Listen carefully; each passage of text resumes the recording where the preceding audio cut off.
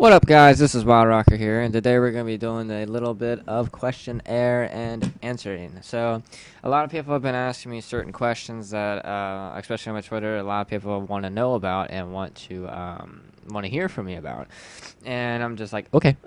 So, a lot of and the reason that these questions in particular that I'll be mentioning and answering is because these were the most asked questions in the past 2 to 3 months since I've just made my Twitter account. Because as many people know, I've only made my Twitter and I've only had it for like I don't know, like 4 months, I think.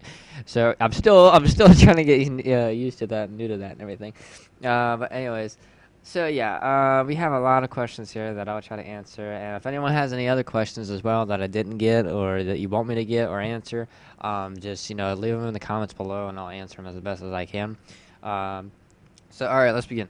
Okay, number one. This was the most frequently asked question on my Twitter and on my Facebook, and it was obviously, who is your favorite character?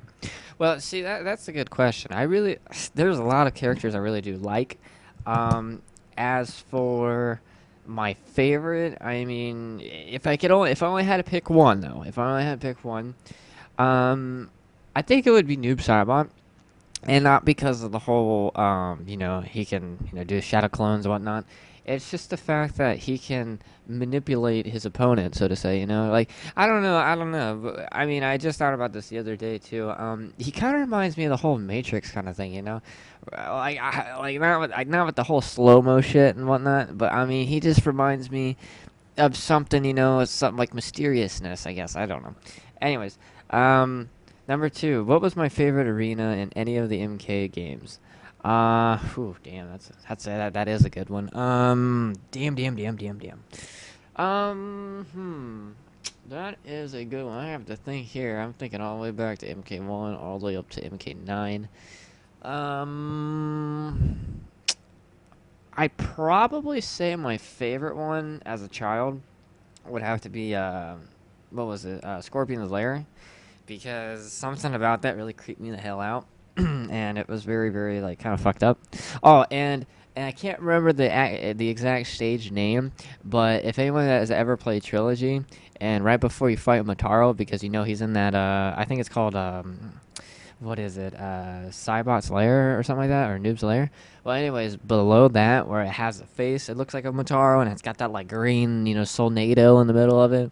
That's another map that fucking scared the crap out of me when I was a kid, because of the face and whatnot, and the pit bottom was really fucking gory and kind of fucked me up mentally because it was, I mean, come on, there was severed heads on spikes, and when a little kid's just seeing that for the first time, then like, what the fuck, like, so I think them three maps were definitely my favorite.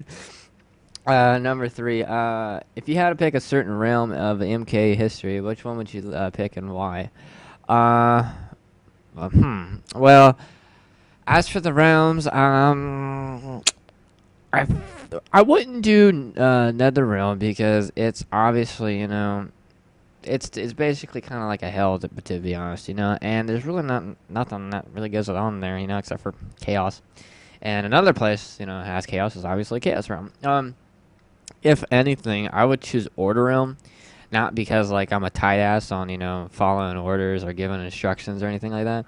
It's just because in a realm like that, there's gonna be a lot of shit and a lot of people that are gonna try to go against it, such as whether it be Havoc or Dairu, and Shijiko didn't even know he did, and he got fucking arrested for like 60 years. That's that sucks. So yeah, I would probably have to say Order Realm. Edenia, my opinion about Edenia, though, the story of what's going on in Edenia is very, very interesting. But as for the layout and design of Edenia, it's kind of boring. But besides, I mean, NetherRealm's not too bad either. It's just nothing really happens there except for murders and chaos. And it's like, where are they gonna go? And they already are in hell. But anyways, as for besides Order Realm, though, I think the best one that I would like is actually what's it? I would have to say probably, damn, because there's so many different stories and everything. I'd probably have to say Outworld, because of what happens there. Obviously the Emperor lives there, and a lot of crazy people live there, and there's a lot of shit, whether it be a war or tournaments, so on and so on. There's always something going on in Outworld. So, okay, in MK9, this is the next question, guys. In MK9, what was your best tag duo? Like, as in, like, who would I pick to work together? Um, I probably would do Cyrex and I guess because I can really use anybody with Cyrex. But my favorite, I really got to think about this one, guys. I'd say probably Cyrex and Kung Lao maybe. But as for different tag combos, like like actual combos, not like working together like combo, like tag team. Um, I could use anybody. I've done tag combos, with Ermac and Kung Lao. I've done them with Cyrex and Sub Zero. I've done them with Cyrex and Scorpion. To actually have a continuing combo and whatnot. And yeah, I'd probably have to say Cyrex and Kung Lao.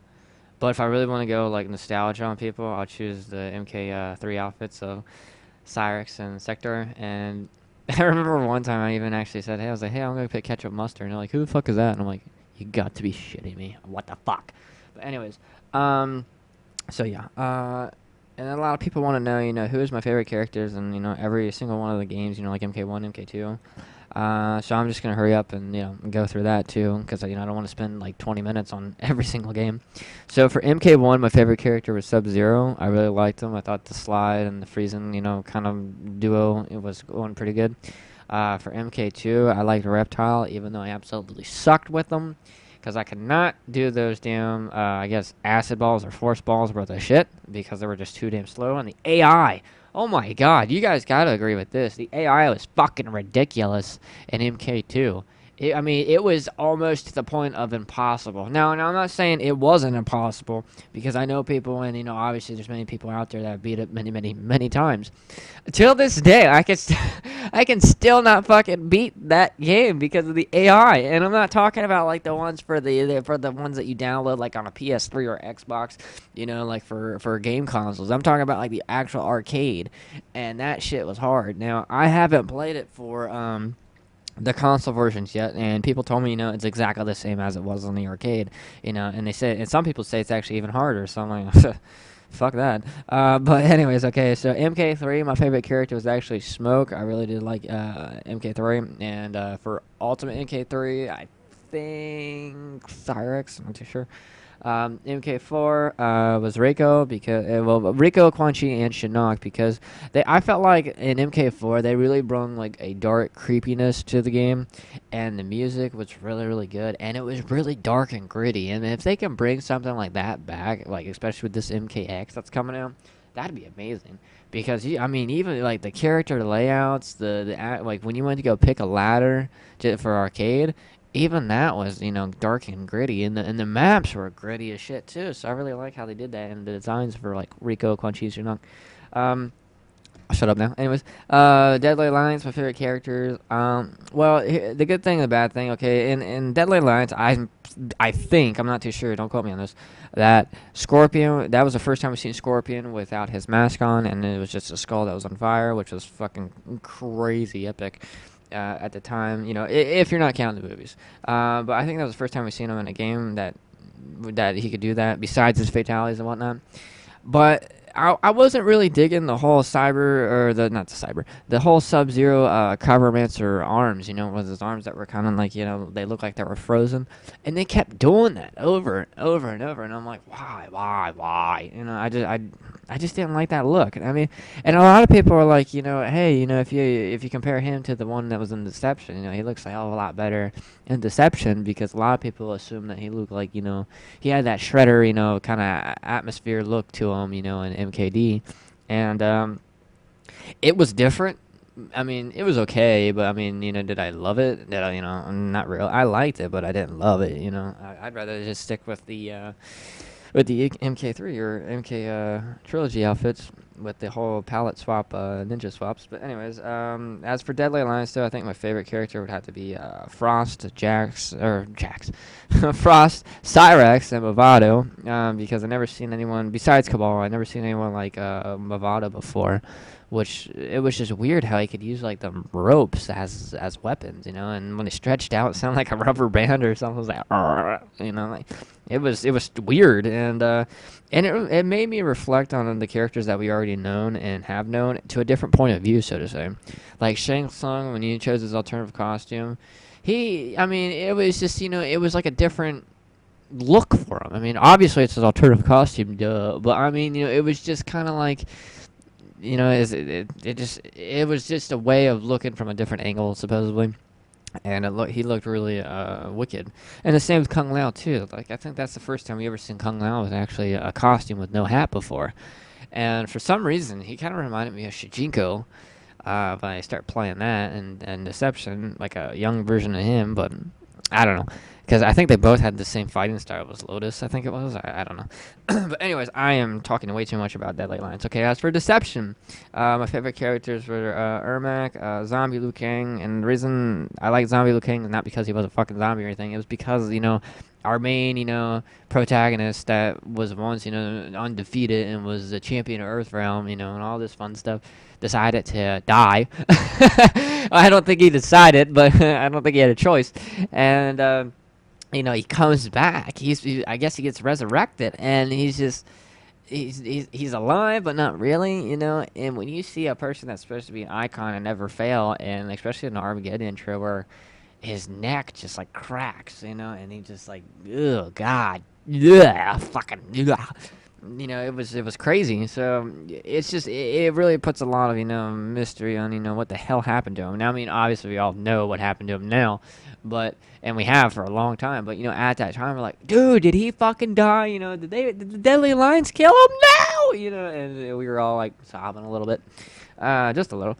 And my other favorite character for Deception is Noob Smoke. I definitely like that with the whole duo thing that was going on. And if they were to do a duo thing, like they already did with MKX, but as for Noob Smoke, I think it was a good choice on their part, because you got Smoke with the power of vapor and smoke, and fog and all that fun stuff, and then you got Noob Saibot, that's like the god of clones, so if you want to call it that, and the actual the bringer of darkness, and his soul has been purely tainted with evil, and just combining them together, I think it made a really good thing.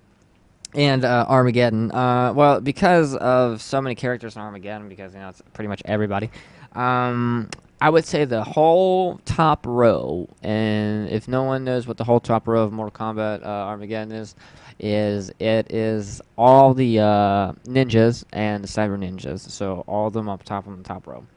And then we have. Here's another question. This one was just tweeted just now, and it was. If I had to pick any costume for Quan Chi, which one would it be and why? Well, a lot of people have been going with the main look, as for, the shirtless, kind of tattooed up, taboo-looking red tattoos, which I don't really mind. That's pretty much been his trademark, so to say. But my favorite one would have to be the one that we've seen all the way back in MK Mythologies.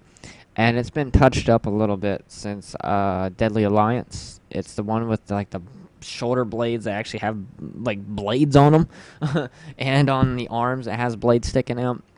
I think that looks just absolutely amazing. And if they were to bring Quan Chi back and have that costume, I think that'd be freaking awesome, to be honest. And I'm not even a fan of Quan Chi. I'm starting to get I'm starting to like him a little bit by a little bit. It's just something I really didn't get used to. So I don't know. And then for the last question, since we're running out of time here, what was my favorite character that has never been playable, but has been in a cameo of Mortal Kombat? My favorite out of all of them, because a lot of people know I like Blaze and whatnot. Out of all of them, I think it would be Jiaoteka. And if a lot of people don't know who Jiaoteka is it's one of the females of the three females that served Quan Chi in MK Mythologies. If you don't know which one she was in particular, she was the one with the white hair and the tribal tattoos on the face and on the arms. And I think she was the only African-American one out of the three. So I think she looks freaking wicked, and I think she looks freaking amazing. I would definitely like to see her in one of the games at least, not just like a cameo or anything like that, but actually playable. I think that would be pretty sweet. But anyways, guys, I'm gonna have to hurry up and end this video. I have a lot to do today. I'm very, very busy today, and I just wanted to fill you guys in and give you the latest information on the questions people have been asking me. So this has been Wild Rocker, and I'll see you guys next time. Peace out.